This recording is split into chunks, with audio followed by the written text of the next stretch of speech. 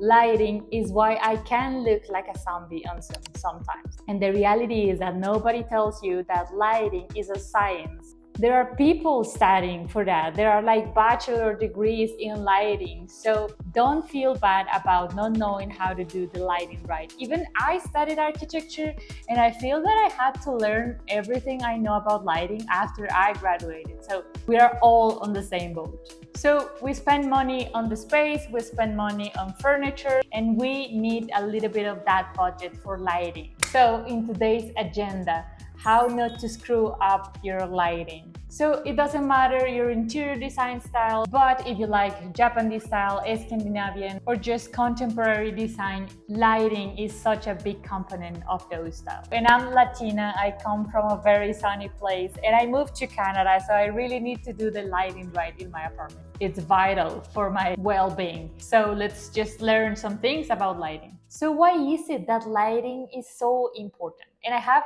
3 answers for you. First of all, it can affect your mood, and that's actually a pretty big deal. Bad lighting can affect how you feel in the mornings when you're getting ready to go to work, and bad lighting can affect your evenings when you're trying to relax, have dinner, and getting ready to go to sleep. It's almost like summertime. In summertime, we all feel happier. The colors look bright, the animals, everything looks just so full of life and intention. And that's why we feel the way we feel in summertime. And the reality is that we can do the exact same thing at home. We can make it feel like summertime, even in wintertime, because we're doing lighting right. And then we're gonna get to it later. The second thing is that good lighting can make a space feel huge, and bad lighting can do the opposite. And the third one is that lighting affects how expensive your home looks like. For example, if you're using layers of light, the perception of your space is going to be different than if you're using the one and only cold white ceiling overhead light. Because bad lighting can make a designer sofa look cheap. So it doesn't matter your interior design or the price tags of your furniture pieces. If you don't have good lighting, the human eye is not going to be able to appreciate those details. And that takes me to the most common lighting mistakes. The first one I needed to start with is the overhead lighting. The overhead lighting, they're evil. And the issue with that is that they cause harsh shadows. And if you combine that with cool bulbs,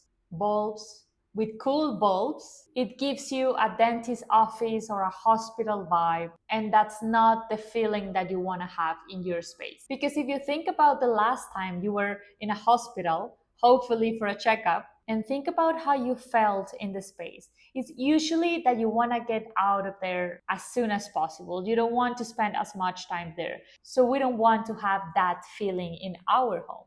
Another common mistake is using the wrong color temperature for the bulbs. So this rule is pretty simple. If you want a cozy feeling, we need bulbs that are between 2700K to 3000K. But if you want a cool feeling for a surgery room, because you're suddenly doing surgeries in your living room, then you need around 4000K for your bulb temperature. So it's up to you. Do you want a cozy feeling or an ER room feeling? Depending on your needs, of course. Another common mistake is having a single source of light. As I was telling you before, right now I have 1, 2, 3, and 4. And I just made this up because I'm staying at an Airbnb, so I don't have a lot of things to show. But in your space, the game has to be a little bit similar to that.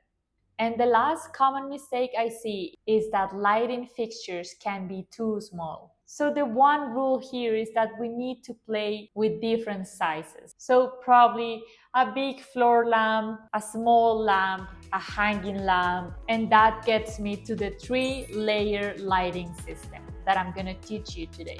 So we have ambient lighting, task lighting, and accent lighting. For the ambient lighting, we have ceiling fixtures, track lighting, wall sconces, soft diffusers, and dimmers that are life-changing. And for the task lighting, we have reading lamps, under cabinet kitchen light, bathroom vanity, and all of these are just practical but gentle. And then we have the third layer, which is the accent lighting, where we have table lamps, candles, LED strips, lights that highlight art or textures, and they're almost like giving shape to your house. So by having one or two of each layer, you're already gonna have a system, a game that it's already making your light work in your space. I wanted to talk to you about how to choose the right bulbs. And then I have to confess that there's a rule that I don't follow, but I wanted you to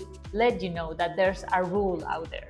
So usually for the living room and the bedrooms, the rule says that you have to use a warm temperature for the bulb. And for your bathrooms and your kitchen, the rule says that you have to use a cool temperature for your bulbs. But I just don't think that works for me. I hate the bathrooms that have cool lighting. I just don't like it.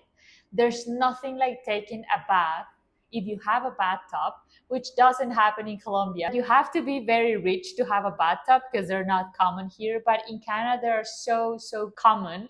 So there's nothing like having a bathtub with this really soft, warm lighting that completes the entire vibe of the hot tub thing. Now I wanted to go a little bit deeper and I wanted to go quickly room by room. So let's start with the living room. Living room should have multiple lamps at different heights, should avoid center ceiling light alone, and should have floor lights or even LED strips behind the sofas. Now bedrooms. Bedrooms are not usually too big. I would use sconces because they look good and they save space.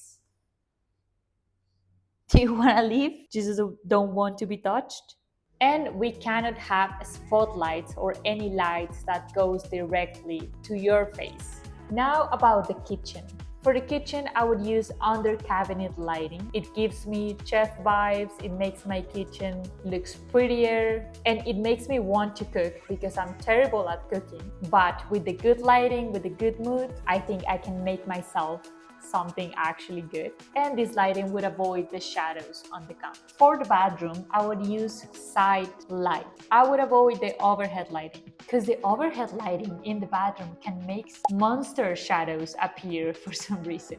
And I would also use dimmers because dimmers equals a spa mood, and that's what I want for my bathroom space most of the time. And lastly, the dining room area. I would do a pendant over the table, big enough, not too big, not too small, and dimmers in the dining room, they're also a huge thing. Sometimes when you're playing a game or you're doing something on the dining table, you want a brighter light, but if you're having a cozy dinner, you don't want the light to be that bright. Okay, so we're almost done with this video, but there's a huge thing, and it's the cables management. Cables, they can make everything look messy.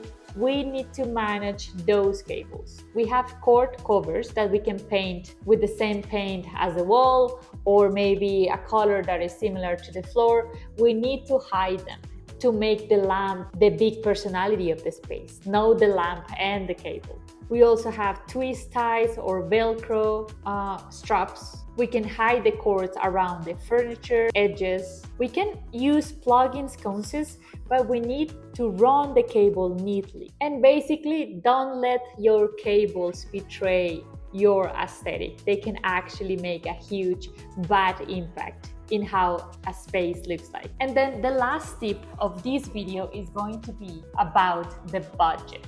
IKEA, of course, equals to affordable fixtures, and they have pretty nice fixtures. For example, this one is from IKEA, that one is from IKEA as well. You can also buy a lamp that is not too expensive and swap the shades to give it a really luxurious look. And lastly, I love to go to thrift stores for unique lamps. Lamp design is such a big thing nowadays, so if you have the budget for it, I would go for the independent designers as well.